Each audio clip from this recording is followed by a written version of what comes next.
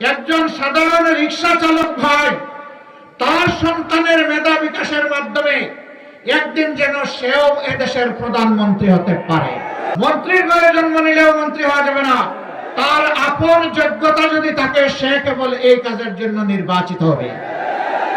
আমরা এমন বাংলাদেশ চাই, একজন সাধারণ রিক্সা চালক ভাই তার সন্তানের মেধা বিকাশের মাধ্যমে একদিন যেন সেও এদেশের প্রধানমন্ত্রী হতে পারে। ওই বাংলাদেশটা আমরা করতে চাই। অতীতের বস্তা পচা রাজনীতি যেটা ফ্যাসিবাদ উপহার দিয়েছে, এক না একতন্ত্র উপহার দিয়েছে, দুর্নীতিতে দেশকে চ্যাম্পিয়ন বানিয়েছে, ডুবিয়ে দিয়েছে, ওই রাজনীতিকে আমরা লাল কার্ড দেখাতে চাই। আপনারা প্রস্তুত? আলহামদুলিল্লাহ।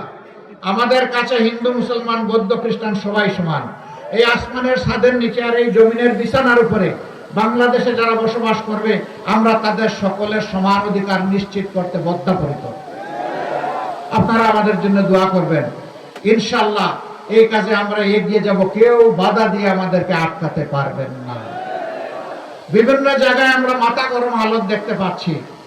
শীতের দিনে মাথা গরম করলে চৈত্র মাসে কি করবেন আপনারা?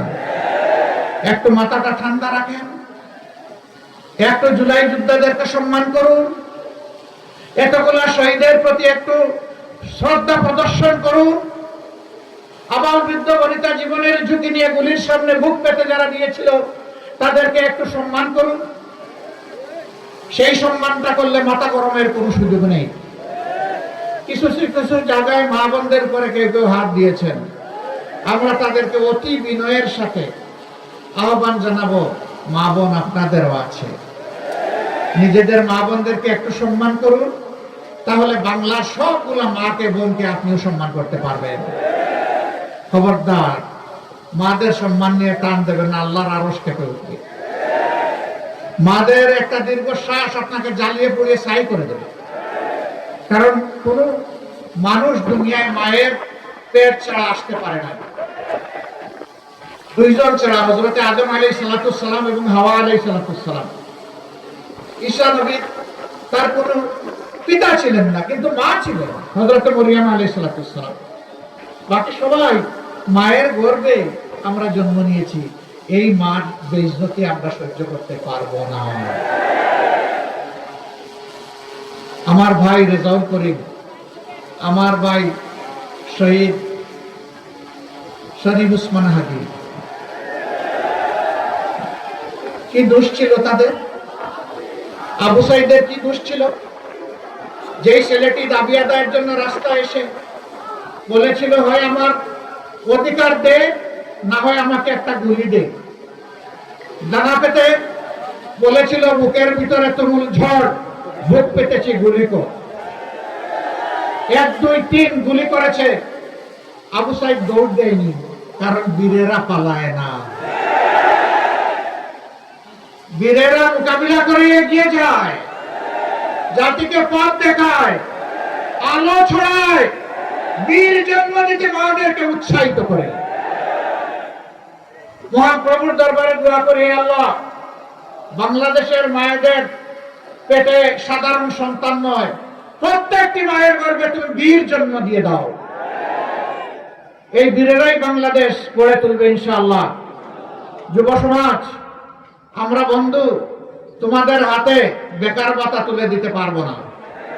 বেকার ভাতা তুলে দিয়ে তোমাদেরকে অপমানিত করতে চাই না।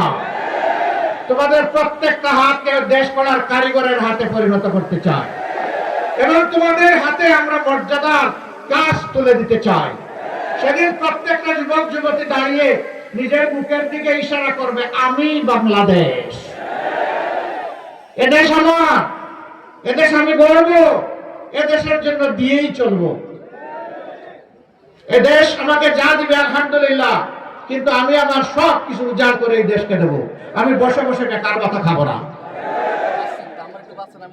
মা বোনেরা, বলা হয় যদি জামাতে ইসলামী বা তার সঙ্গীরা ক্ষমতায় যায়, তাহলে মা বোনদেরকে ঘরের বাইরে বের হতে দেবে না। আমাদের মা বোন আছে না? আমার স্ত্রী কন্যা আছে না? অবশ্যই আছে, আমাদের সকলের আছে। তারা কি ঘরেই বসে আছে, নাকি কিছু দুনিয়ার সাথে অনেক কিছুতে অবদান রাখে? অবশ্যই অবদান রাখে। তারা যদি ঘরের বাইরে গিয়ে অবদান রাখতে পারে, তারা যদি উচ্চশিক্ষা নিতে পারে, তারা যদি দক্ষ নাগরিক হিসাবে গড়ে উঠতে পারে, বাংলাদেশের প্রত্যেকটা মাকে আমরা সেইভাবে গড়ে তুলবো ইনশাআল্লাহ। ঘরে চলাচলে এবং কর্মস্থলে তিন জায়গায় দুটা জিনিস অগ্রাধিকারের ভিত্তি আগেই আমরা নিশ্চিত করবো ইনশাআল্লাহ। একটি হচ্ছে মায়ের মর্যাদা, আরেকটি হচ্ছে তাদের অবশ্যই আমরা নিরাপত্তা নিশ্চিত করব। এই দুই জিনিস এখন নেই, আমরা বদ্ধপরিকর ইনশাআল্লাহ আমরা এটা করব। যারা এই কথাগুলো ছড়ায় তারা ইতিমধ্যে টের পেয়েছে মারা কোন দিকে তাকিয়ে আছে। মাদের দৃষ্টি এখন মুক্ত নতুন বাংলাদেশের দিকে, পরিবর্তনের বাংলাদেশের দিকে। আমি আশ্চর্য, একজন বোন তিনি কাপড়ে চুপড়ে অন্যরকম, তাকে সাংবাদিক বন্ধু প্রশ্ন করেছে যে আপনি কাকে চান আগামীর ক্ষমতায়? তিনি বলছেন জামাত। জামাত হলে আপনি এই ড্রেস করতে পারবেন? বলে পারবো না, আপনাকে তো অন্য ড্রেস পরতে হবে। পরবো। আচ্ছা, আপনি জামাতকে কেন চান? বলে যে জামাত আসলে এই দেশটা ঠিক হবে। আবার জিজ্ঞেস করেন উনি যে জামাতের কোন কাজটা আপনার ভালো লাগে? জামাতই আমার ভালো লাগে। হোলসাম, পুরাটা, আলাদা কিছু না। আমরা মায়েদের প্রতি গভীর কৃতজ্ঞতা জানাই। এই যে মায়েরা আমাদেরকে এইভাবে তাদের হৃদয়ে জায়গা করে দিয়েছেন, তাদের এই যে দোয়াটা, এটা আমাদের শক্তি। ইনশাআল্লাহ আপনাদের এই আস্থার প্রতিদান দেওয়ার জন্য আমরা লড়ে যাব ইনশাআল্লাহ। আলেম ওলামার ব্যাপারে একটা কথা ছড়ানো হচ্ছে, জামাত ক্ষমতায় গেলে কওমি মাদ্রাসা থেকে যারা ফারিগ হয়েছেন, শিক্ষা নিয়েছেন, সেই মাদ্রাসাগুলো বন্ধ করে দেওয়া হবে আর মসজিদ থেকে তাদেরকে বিদায় দিয়ে দেওয়া হবে। এটা জগতের একটা জঘন্য মিথ্যাচার। কওমি মাদ্রাসা আমাদের হৃদয়, আমাদের কলিজা। ইসলামী শিক্ষা মূলত তারাই এখন ধরে রেখেছেন। আমরা কোথায় নয়, কাজে প্রমাণ করব কওমি মাদ্রাসা মানেই আমাদের কলিজা ইনশাআল্লাহ। যারা ভয় দেখায় তারা মতলববাজ। আমরা আশা করি তাদের এই মতলব সবাই বুঝেন। সম্মানিত ভাইয়েরা, আজকে আর কথা বাড়াবো না। ন্যায় ইনসাফের বাংলাদেশ গড়ার জন্য আমরা এখানেই 11টি দল ঐক্যবদ্ধ হয়েছি। আমরা চাচ্ছি ঐক্যবদ্ধ বাংলাদেশ। জাতিকে আমরা আর বিভক্ত করতে চাই না। আমরা জাতিকে ঐক্যবদ্ধ করেই সামনের দিকে এগিয়ে নিতে চাই, পিছনে নয়, সামনে দৌড়াবো ইনশাআল্লাহ। আপনারা এই দৌড়ে ম্যারাথনে শরীক হবেন? সবাই শরীক হবেন? মুবারকবাদ আপনাদেরকে। এবার আমরা প্রত্যেক একে একে তুলে দিচ্ছি ফেনীর 3টি আসনের 11 দলের যারা মনোনীত প্রার্থী। 12 তারিখ ইনশাআল্লাহ আপনারা তাদেরকে নির্বাচিত করবেন, সর্বশক্তি নিয়োগ করবেন, এখন থেকে পাহারা দিবেন।